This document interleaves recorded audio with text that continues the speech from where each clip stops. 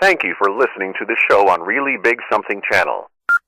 April 16th, 2018.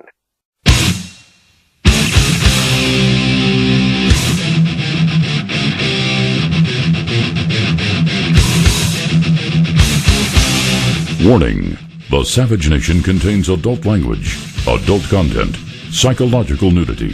Listener discretion is advised.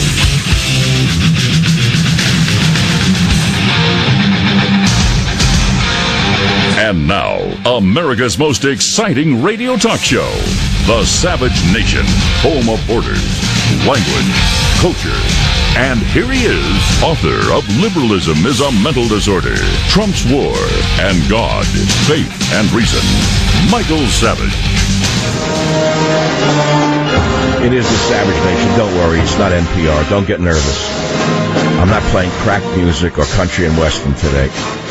It's Tchaikovsky's 1812 Overture for a reason. Just listen for a second. It won't hurt you, Eddie. You've all heard this at some point in your life. You don't know what it is. It's Tchaikovsky's 1812 Overture.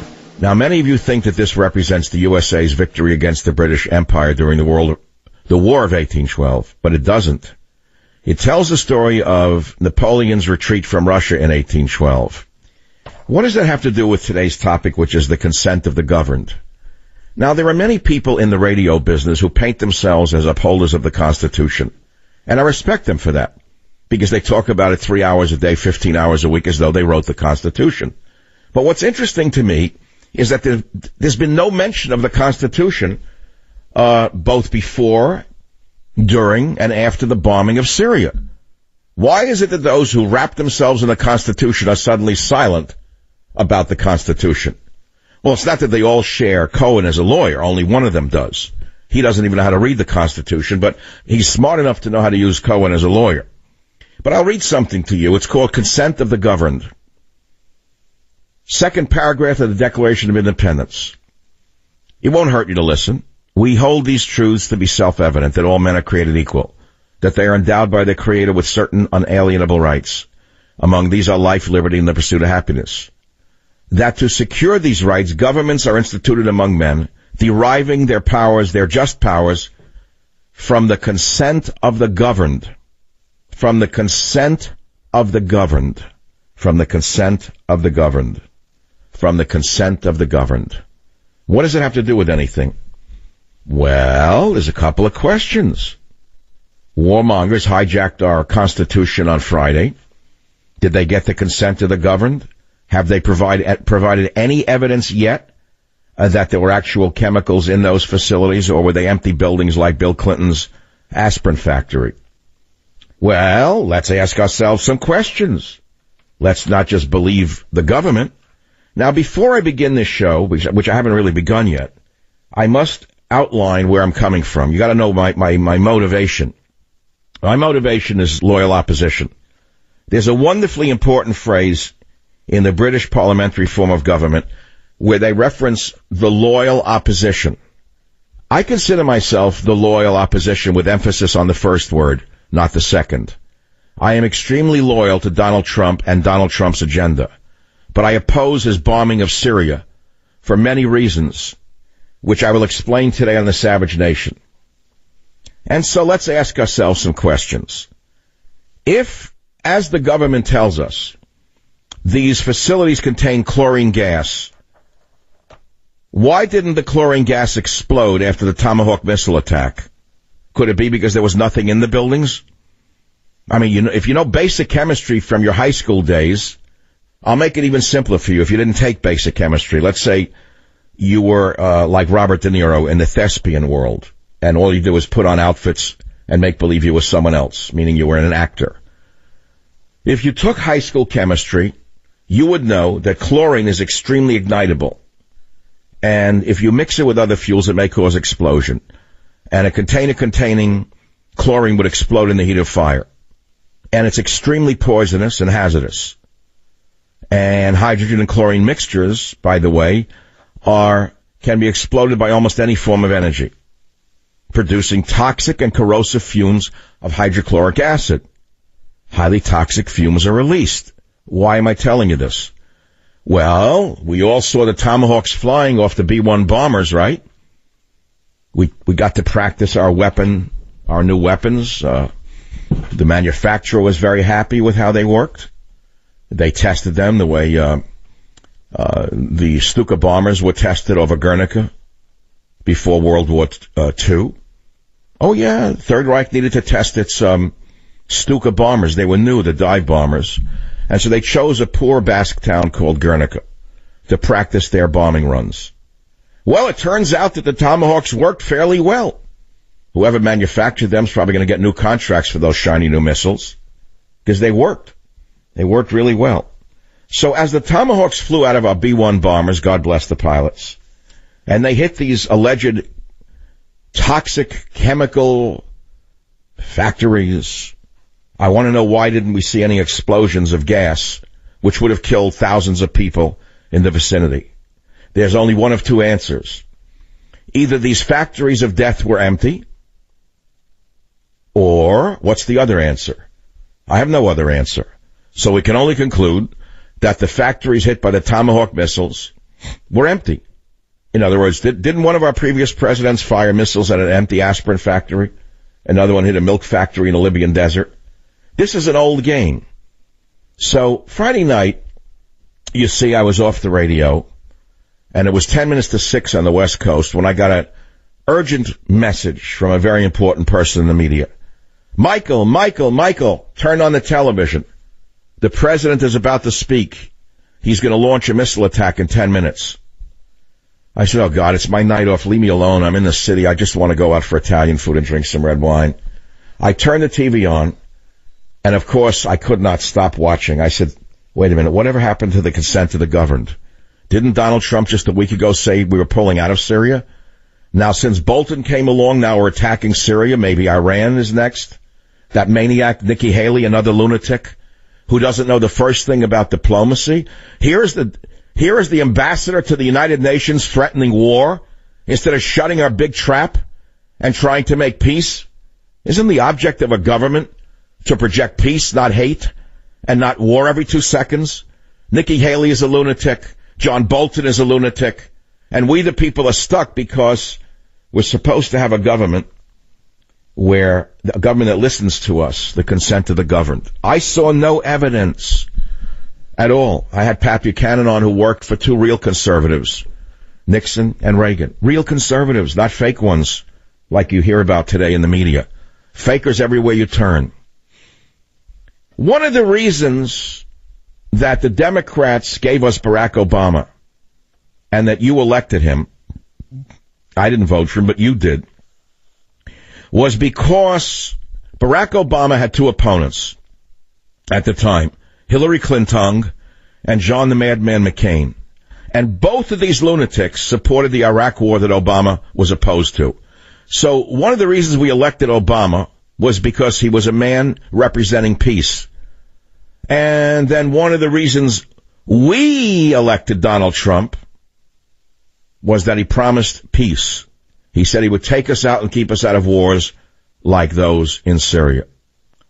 And now we wake up a few days after the lunatic put in by the mysterious dark forces of the war party, the walrus who was seen everywhere gloating in the background as Trump speaks. If he's speaking on the economy, there's the walrus in the back, basking in the sun. Today, our war party, the same party that hated Trump, the same party that undermined Trump, is celebrating his missile strike against Syria. And in the next 2 months, we're liable to see yet another strike. And yet another strike. This time maybe the war party will have him bomb Tehran. After all, why stop in Lebanon, in Syria? Why stop there? Why not go all the way? Come on, John, you can do it. You're a tough guy. Why don't you send boots on the ground there, Mr. Bolton and Nikki Haley? Send in, 100,000 American boys. Wouldn't that make you feel like little Napoleons if you did that? And wouldn't you risk war with Russia if you did that? Well, then take out Russia, too, while you're at it. Take out Iran. Take out Russia. Bomb everybody. And take out China. Get them all. I am the walrus, not. So what is Donald Trump going to do? You know what's coming up? on May 12th, that's a month from now, May 12th is the Iran nuclear deal's deadline. By May 12th, Donald Trump has to decide whether the U.S. walks away from the Iran nuclear deal. That's May 12th, okay? That's number one. On May 15th, there is the formal move of the U.S. Embassy to Jerusalem. Oh, my God. That should be fun. That should be a lot of fun. That should be an awful lot of fun.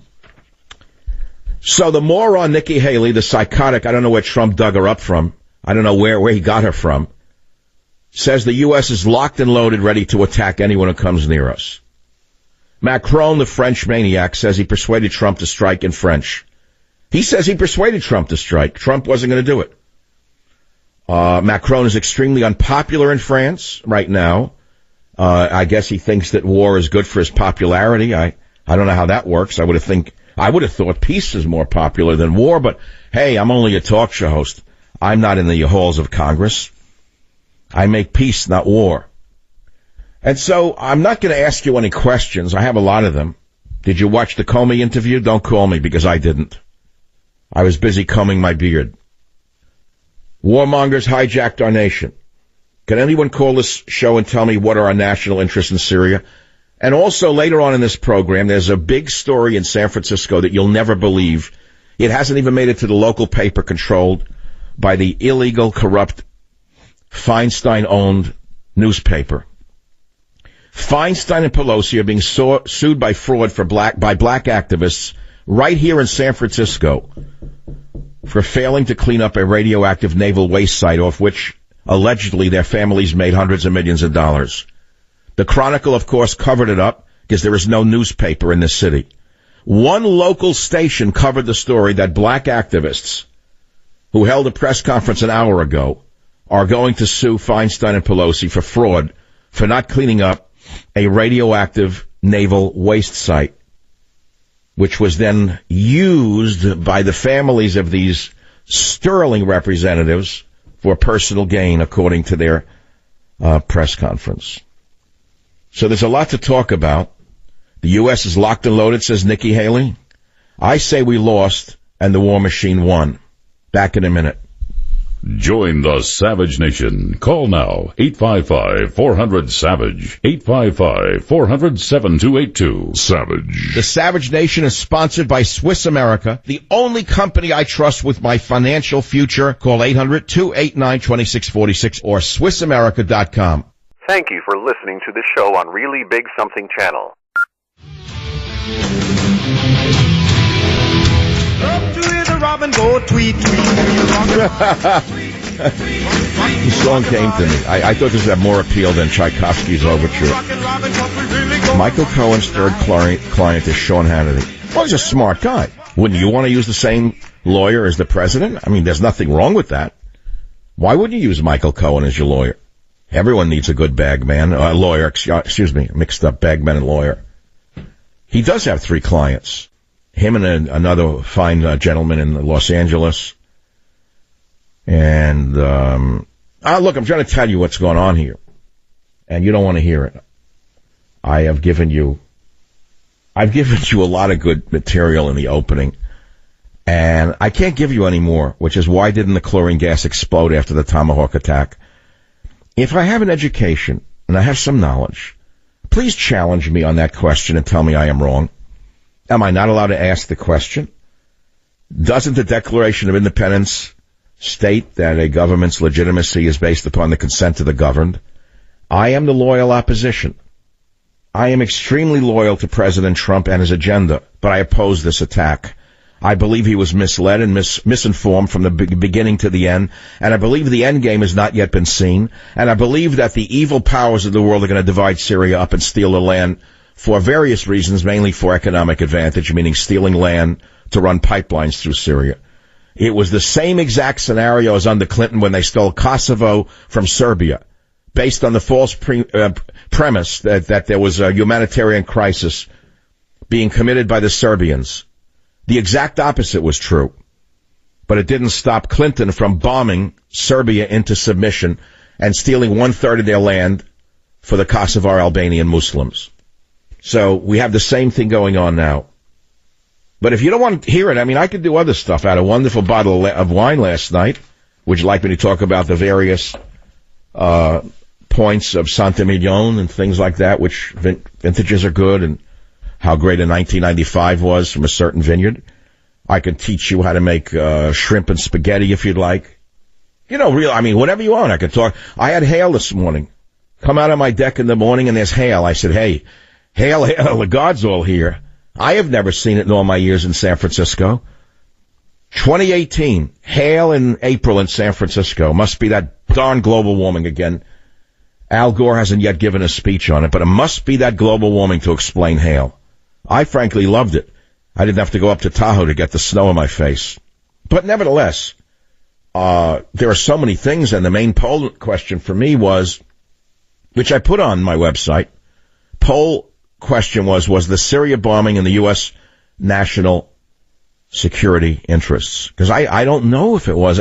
It's running 80% to 20% no. And admittedly, my audience is much different than the generic American audience.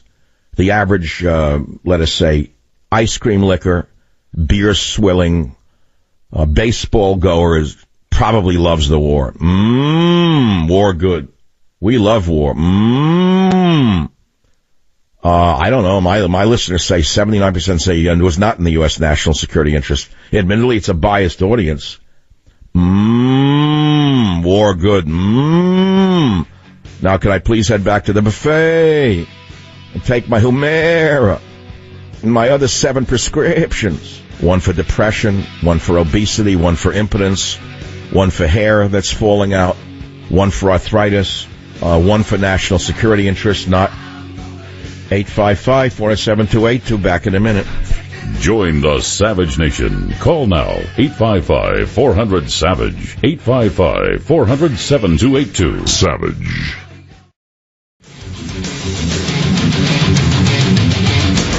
Come on now, everyone, cheer it along. Support the war effort. Come on now, all you muscular deplorables. Come on now. Cheer him on like Wallbanger. Thank you very much. The consent of the governed from the Declaration of Independence. What I'm going to do for you now is ask a question. On Friday night, as I said at 10 to 6, a friend called alarmed and said, Trump's about to give a speech. He's going to bomb. And at 6 o'clock, he gave a speech and the Tomahawks flew. So it didn't stop me from what I was going to do anyway, because I'm a very regular person. Nothing stops me from what I want to do if I can avoid it. And you have to make everything very personal. So I proceeded up to North Beach, the Italian district of San Francisco, with a couple of friends. And we sat outside having an alfresco dinner with a heat lamp over us, watching the parade of humanity go by. Most of the people were nice people. Some were like despicable forms of humanity that should be in mental hospitals. But the City Hall was closed at that time, so they were out in the streets. And as I was eating, I got a plate of cannelli beans to precede the meal. And I started to give a little talk on Periscope, which is off Twitter. And it lasted a few minutes. Now, I don't know whether everything I said Friday night I would repeat today, but I said stuff on Friday night that was live and fresh that I'm going to play for you for a minute. Not right now. Take it easy. Clint's afraid to make a mistake, but don't worry. I expect 5 a day. Here's the thing in life, how to deal with it. If you've ever taken, what's that called, anger management? I have not, but I had a friend who did. And he said to me that in anger management, they teach you if you're going from point A to point B in your car, if you're a hothead, tell yourself you're going to have at least 5 incidents on the road between the time you leave that point A and you get to point B. And you count them. You say, oh, there's number 1. Whoop, there's number 2, the guy who just cut me off in a Prius and gave me the finger. There's number 3, the 2 girls with green hair giving me the finger. That kind of thing. And you don't get mad. You don't get angry. You do it, and you find out that you're going to have a much better life. And then you add in a little wine. You put in your sugar. Fat Paulie says you put in your sugar in your sauce. I don't eat sugar in my sauce. Fat Paulie's dead anyway. You know, Lin Yutang was once one of my favorite authors. Come back to me right now. Look, boys just want to have fun. I'm having a little fun today because the bombing is over for a while. I don't know what Nikki Haley and the mustachio are liable to do to Trump today to convince him to bomb Russia maybe or Tehran. Who knows? By the end of the day, we get another emergency speech and either a nuke was dropped on Tehran. And then, of course, Michael Cohen's third client would cheer it on tonight on television. But what I'm saying to you is Lin Yutang was once one of my favorite authors, a Chinese-American author who wrote on the book jacket of The Importance of Living. He wrote something. He said, happiness consists not in the flights of fancy of poets, but in getting your hair cut every 2 weeks and watching your friend fall off the roof. So when I read that Michael Cohen's third client is a man who has bashed me for 20 years straight, both behind the scenes and in front of the scenes, I got to say thank you, Lin Yutang. It won't affect the listeners, after all. Bombs away. And great Americans love other great Americans. You're a great American. You're a great American. Steve on WABC line 5. Steve. Let's stop with the dead air already. Say something. No, I was just glad that you're the only person that's talking any sense about having some peace. I mean, everybody says that Donald Trump is brilliant. Everything he's doing is wonderful. But what is our interest? I mean, I don't even understand. I thought the rebels on the side of... I think that Donald Trump was brilliant the week before when he said we're getting out of Syria. That's what I thought was brilliant. Yes, I'm 62. I take a half an aspirin a week, and I'm getting a headache. So should I take another aspirin? You take a full aspirin at 325. You'll feel better. You know, the Barolo is a good thing, but I'd like to introduce you to the Rhone Valley in France. The Chateauneuf-du-Pape. It's beautiful. I'm not going to criticize you, but Chateauneuf-du-Pape is a wine for adolescents in college. Oh, I'm sorry. No, come on. I drank that at Queens College. I drank that in lieu of swirl. Well, let's get back to the Yeah, let's get back to the issues at hand, which is, was the Syria bombing in the U.S. national security interest? I cannot find any evidence to support that. Well, it seems like the people that, since they've spent so much money on the government's military, and it's taken away from the average American, but yet we are building up our military, which Obama depleted, and I do admit that we have a depleted military that needs strengthening, but we don't need wars in order to make justification for strengthening the military. That's right. We need, first of all, the parts are way backed up. Obama made sure there were no parts in the supply line. That's why so many planes can't fly. That's why so many ships are inactivated, because their parts were destroyed by Obama. He cut off the supply chain. And, yeah, we need to build up the military by having the manufacturers make all the spare parts, number one. The training needs to be increased in the pilot world, because that's why we're having so many crashes, which is bad maintenance and not enough training. But I see no national security interest. Just speaking as a side note about wine for 1 minute, many of you don't know where grape wine was first made. Many of you think it was made in Napa Valley, but it's not true. It was found, believe it or not, in Georgia, and I don't mean Atlanta, in 6000 BC. Georgia, not the Georgia we know. It was found in Iran about 5000 BC. Archaeological evidence of grape wine found in Greece, 4500 BC. Grape wine found at sites in Sicily, 4000 BC. But here's something you're not going to believe. There is earlier evidence of a wine made from fermented grapes, among other fruits, being consumed in China. See, they beat us again. 7,000 BC. But hold on now. That may be the oldest one. The oldest evidence of wine production found in Armenia. Would you have guessed that? 4100 BC. 4100 BC. Pretty amazing. So you don't know, many people don't know. They thought it was Napa Valley or France, but it really wasn't. The Iranians were getting drunk already 5,000 years before Christ. The Georgians, 6,000 years before Christ, they're getting stewed. The Greeks, of course, 4,400 years before Christ, were getting stewed. And naturally, the Sicilians were getting stewed 4,000 BC. But the Chinese were at it 7,000 years before Christ. Amazing. Huh. Go figure. So you don't know. You get up a bottle of wine. Where does it come from? I'm interested in all of these things. But you're probably interested in other topics, and I'll take your calls on any other topic that you would like. Mike on ABC says chlorine would not have exploded. Mike, line 1, please explain why chlorine would not have exploded after being hit with a missile. No, it would explode, but the heat and the force of the explosion would render the great majority of the chlorine non-toxic. Now, I assume you're a chemist and you're speaking from intimate knowledge of the thermodynamics of chlorine gas, chlorine when struck by a bomb. I am not a chemist, and I was going to say that is the first thing.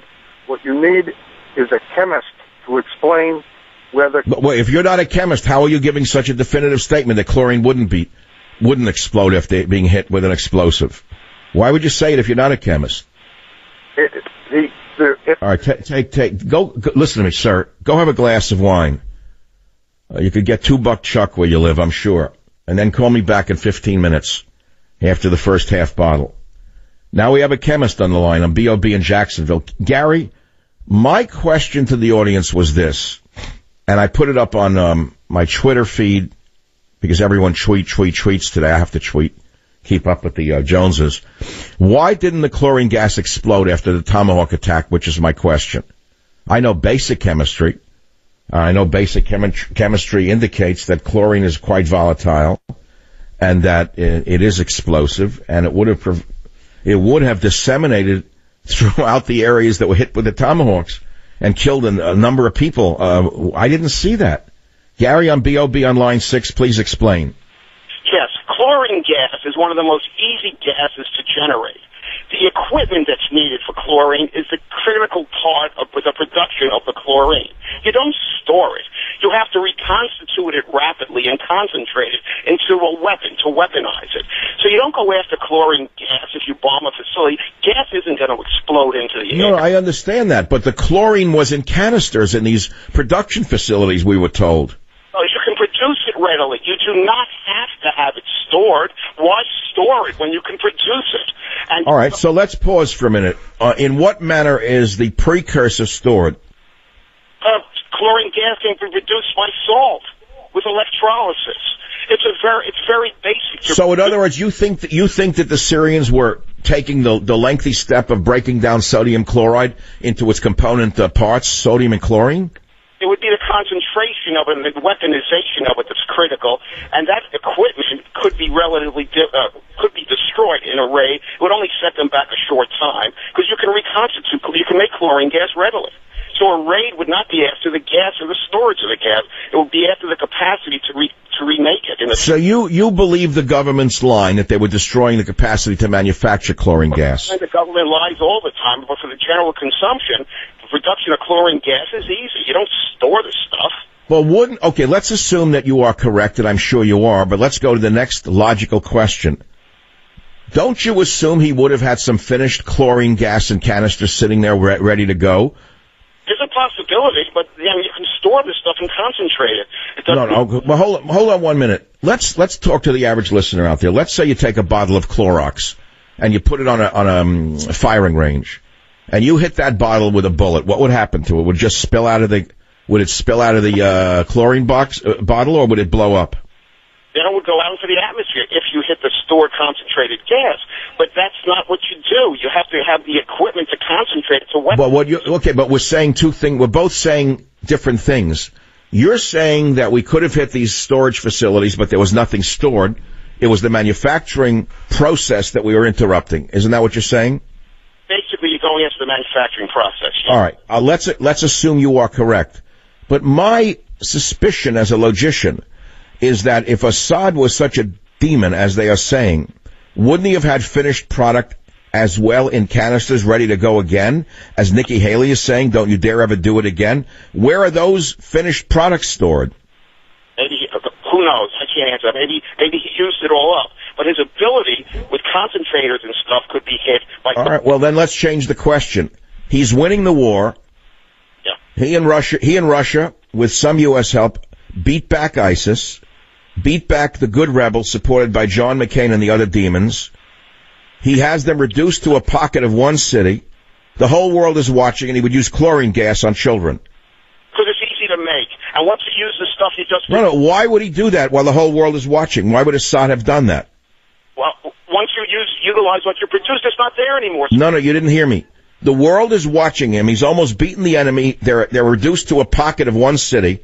Why would Assad have brought the entire world's wrath down upon him by using chlorine gas on civilians, including children? Why would he have done that?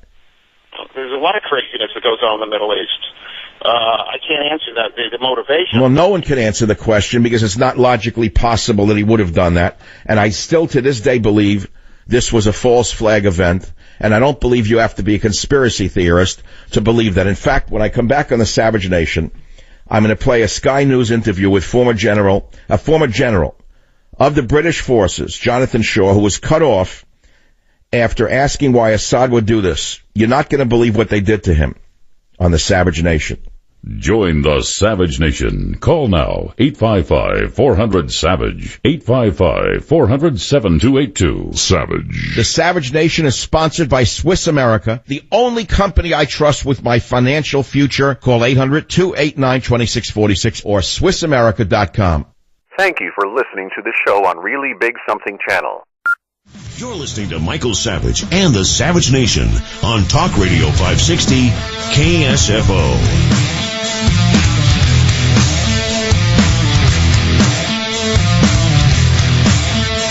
The truth is, and I'm going to talk about Casper Mattress. You know they're a sponsor, but there's a reason for it. I'm a big sleeper. If I couldn't sleep, I'd be a dead man, or I'd be dead altogether. I'd sound like every other talk show host. But once I started sleeping on my Casper mattress, the world changed for me because they have great engineers. It's a favorite mattress of mine. And they have 3 different kind of mattresses that will help you sleep cool and comfortably year-round. There's the Wave mattress, the Casper mattress, and the Essential mattress. And they're all different. And all of the Casper mattresses are designed with zone support to cuddle and comfort your every move. And they all provide the perfect support for every position that you sleep in. So why don't you see for yourself why Casper has hundreds of thousands of happy customers? Try your Casper mattress for 100 nights in your own home with free shipping and returns. Just go to Casper.com. Use code SAVAGE to save $50 on the purchase of select mattresses. You heard me. Just go to Casper.com, code SAVAGE. Try it for 100 nights. Save $50. Terms and conditions apply. See site for details. Now, I tweet so you get some of the stupidest people on earth replying to tweets. That's why they only tweet. They have nothing else to do. So a guy writes this: if you don't support the bombing, then you need to have your radio show taken away from you. You change your tone real quick on this, says JT. See, that's the America you want to live in, isn't it? Don't you want to live in an America where anyone who questions authority should be taken off the air? That's the kind of real conservatives we need. That's the kind that listen to the great Americans who use Cohen for a lawyer. The brainwashed sheeple that I've been warning you about for 25 years. You think the people on the right can't be sheeple? I got another guest coming for you. The biggest sheeple than those on the left. You know, in the 70s, there were bumper stickers all over the place that said question authority. I remember everywhere you turned in the San Francisco area, question authority. And it was being generated not so much by liberals or by conservatives. It was a libertarian bumper sticker, question authority. So here I am in the year 2018 questioning authority. And you sheeple out there are telling me I should be taken off the radio because I'm not here giving you a Sieg Heil. Well, just turn on the Great Americans if you want that kind of garbage. The guys who go on the radio every day and wrap themselves in the Constitution and don't even understand the first thing about the words, the consent of the governed. It's from the Declaration of Independence. And never forget what I'm about to say to you. Never. Don't you dare misquote me. I am the loyal opposition. I'm extremely loyal to Donald Trump and to his message especially of 10 days before the bombing. Not the Donald Trump who was hoodwinked by the New World Order that sent in these new troops to mislead him and deceive us. Join the Savage Nation. Call now, 855-400-SAVAGE, 855-400-SAVAGE. Thank you for listening to the show on Really Big Something Channel. Hey, there he is. How's it going? I'm having a stroke. Are you going to shake my hand or what? I'm having a stroke. Wow, you're not even moving your arm. I'm having a stroke. Are you okay? I'm having a stroke. Your face looks weird, too. I'm having a stroke. Are you having a seizure or something? I'm having a stroke. When someone is having a stroke, they may not be able to say it with words, but their body language will tell you loud and clear. I'm having a stroke. You just need to know the sudden signs. Look for FAST, F-A-S-T. F, face drooping. A, arm weakness. Or S, speech difficulty. Then T, time. Time to call 911 immediately, because the sooner they get to the hospital, the sooner they'll get treatment. And that can make a remarkable difference in their recovery. Know the sudden signs. Face, arm, speech, time. Spot a stroke fast. Visit strokeassociation.org. Brought to you by the American Stroke Association and the Ad Council.